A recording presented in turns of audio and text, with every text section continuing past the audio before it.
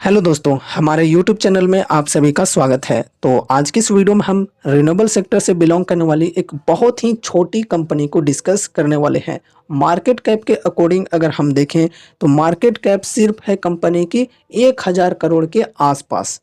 देखा जाए तो काफ़ी छोटी कंपनी है, लेकिन अगर हम इनके ऑर्डर बुक की बात करें तो ऑर्डर बुक एकदम शानदार, एकदम ज़बरदस्त है। सिर्फ इस महीने की बात करें यानी कि जुलाई मंथ की बात करें तो लगभग 7 से 8 ऑर्डर्स मिल चुके हैं कंपनी को, जिसमें 3 ऑर्डर्स तो एक ही दिन मिले हैं, कल के दिन। ठीक है, कल के दिन कंपनी को 3-3 ऑर्डर्स एक साथ रिसीव हुए हैं।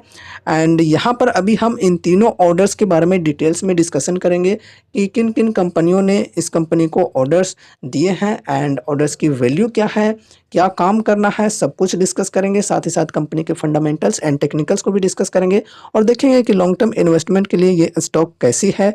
एंड अगर यहाँ पर अभी हम इन्वेस्टमेंट करना चाहते हैं तो फिलहाल हमारे लिए अपॉर्चुनिटीज़ कैसी यहाँ पर मिल रही हैं। तो चलो शुरू करते हैं वीडियो को। देखो, 3 ऑर्डर्स इन सिंगल डे, मतलब सिंगल डे में 3 ऑर्डर्स कंपनी को मिले हैं। This solar company bags order worth RS 49,77,61,200 रुपये। तो यहाँ पर ये जो तीनों ऑर्डर्स मिले हैं कंपनी को, इन तीनों ऑर्डर्स की टोटल वैल्यू की बात करें तो 49 करोड़ बताई जा रही है। छोटी बड़ी सभी प्रकार के ऑर्डर्स कंपनी को मिलते हैं, अच्छी बात है। Stock gains over 170% in just 6 months. तो सिर्फ 6 महीने में स्टॉक ने 170% के रिटर्न्स बनाकर दिए हैं अपने इन्वेस्टर्स को। चलो आगे बढ़ते हैं और डिटेल्स में डिस्कस करते हैं। कंपनी का नेम क्या है? Solex energy limited.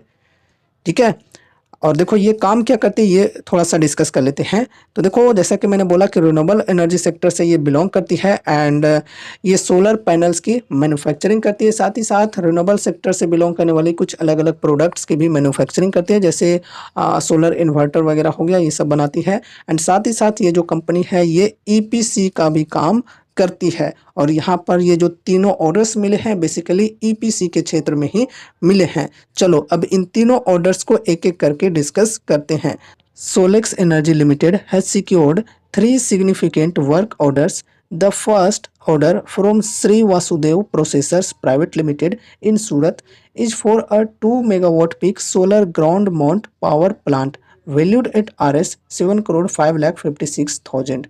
तो देखो, ये फर्स्ट ऑर्डर के बारे में यहाँ पर बताई जा रही है कि एक कंपनी है Shri Vasudev processors private limited Surat में जो कि है, तो इनके तरफ से 2 मेगावाट पीक कैपेसिटी की solar ground mount power plant की ऑर्डर मिली है। मतलब सोलर पावर प्लांट इनको सेटअप करना है एंड इसकी जो वैल्यू है ये है 7 करोड़ की। ठीक है, 7 करोड़ की ये फर्स्ट ऑर्डर है। सेकंड ऑर्डर को डिस्कस करते हैं। The second order from MS Sonali dyeing and printing private limited also in Surat is for a 2.4 megawatt peak solar ground mount power plant worth RS 8 crore 46,67,200 rupees.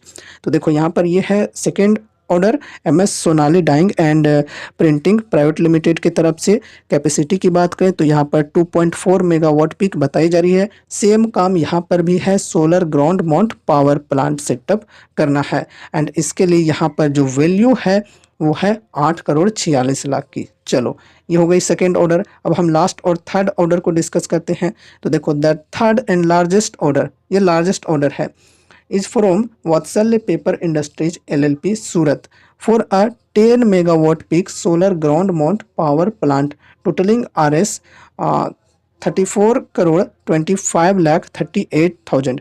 तो यहाँ पर जो थर्ड ये company है ये है वात्सल्य पेपर इंडस्ट्रीज LLP, ये भी सूरत में ही है एंड इनके तरफ से 10 मेगावाट की ऑर्डर मिली है। सेम काम यहाँ पर भी करना है, solar ground mount power plant setup करना है एंड इसकी जो वैल्यू है ये है 34 करोड़ की और टोटल सबको जोड़ा जाए तो यहाँ पर 49 करोड़ बताई जा रही है। तो काफ़ी अच्छी खासी ऑर्डर मिली है कंपनी को।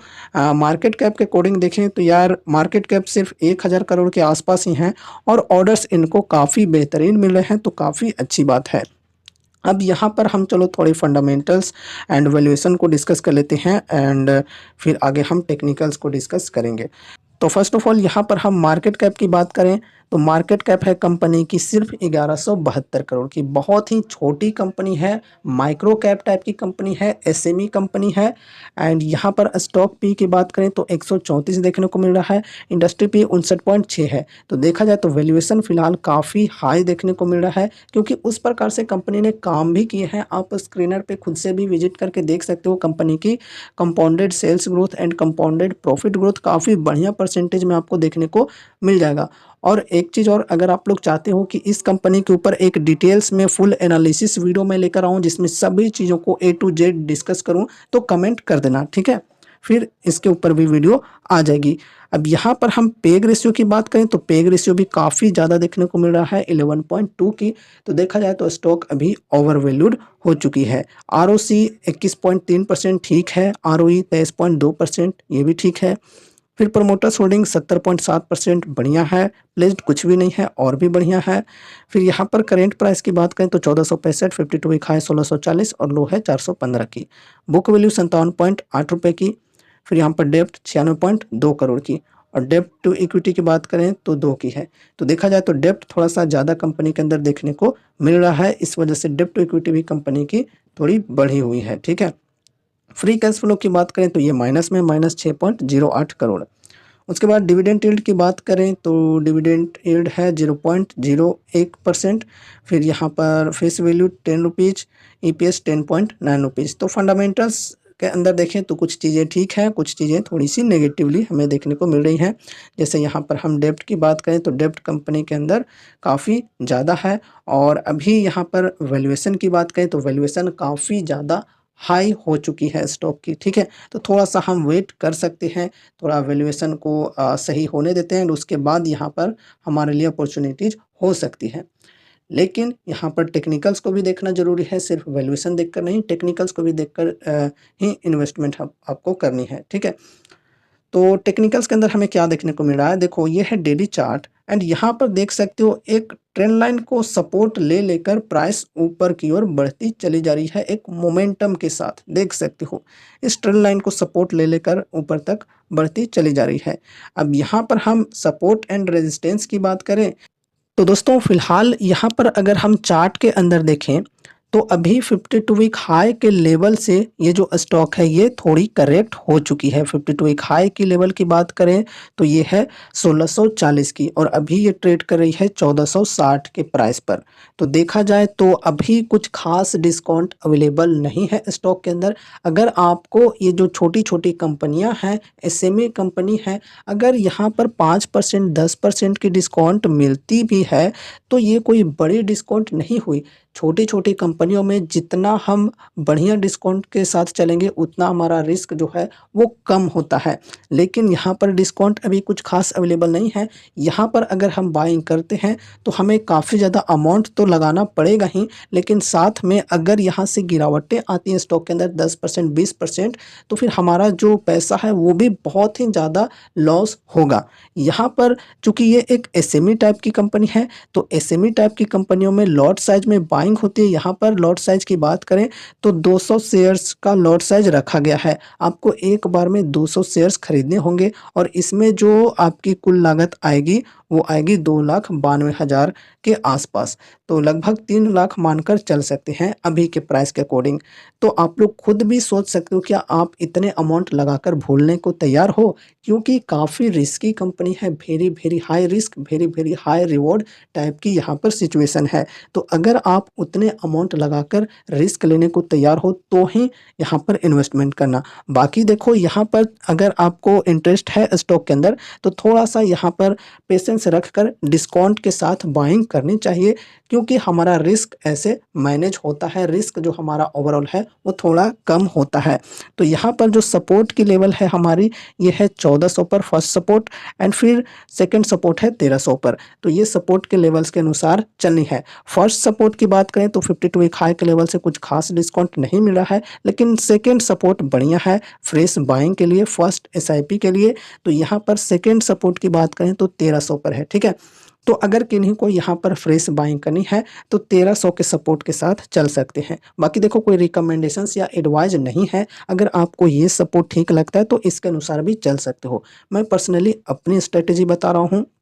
मुझे अगर यहाँ पर बाइंग करना होता तो मैं कम से कम 20-21% के डिस्काउंट के साथ ही चलता।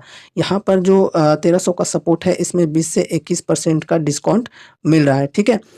और ये जो स्मॉल कैप के स्टॉक्स हैं, ये जब गिरने पे आते हैं तो ईज़िली 50% 60% तक गिर जाते हैं। इस वजह से 5% 10% की सिर्फ डिस्काउंट पर बाइंग करना काफ़ी ज़्यादा रिस्की हो सकता है। तो इसलिए अभी मैं अवॉइड करूँगा, भले ही बाद में प्राइस ऊपर चढ़कर ही 20% तक क्यों ना गिरे, मैं वो प्राइस पर भी संतुष्ट रहूँगा, ठीक है।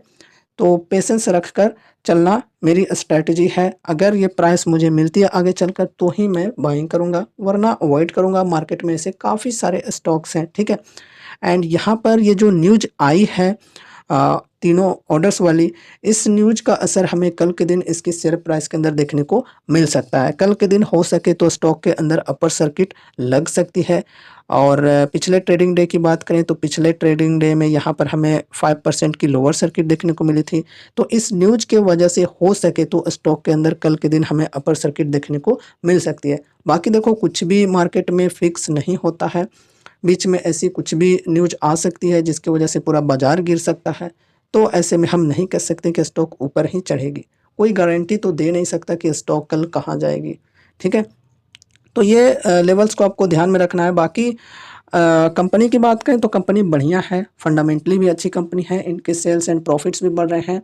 एंड यहाँ पर शेयर होल्डिंग के अंदर अगर आप लोग देखोगे तो लगभग 1% की होल्डिंग हमें देखने को मिल रही है DIH की, जो कि मार्च क्वार्टर में बढ़ी है, ठीक है।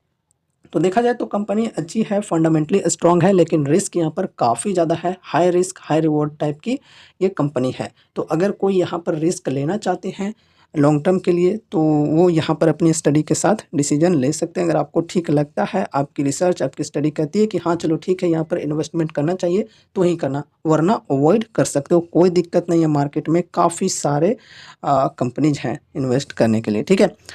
सो ये रही हमारी आज की video Solex energy limited stock के ऊपर। उम्मीद है कि इस वीडियो के माध्यम से आपको कुछ यूजफुल इन्फॉर्मेशंस मिले होंगे। तो वीडियो को लाइक करके चैनल को सब्सक्राइब कर लेना और मिलते हैं अगले नए वीडियोज़ के साथ। तब तक के लिए बाय बाय।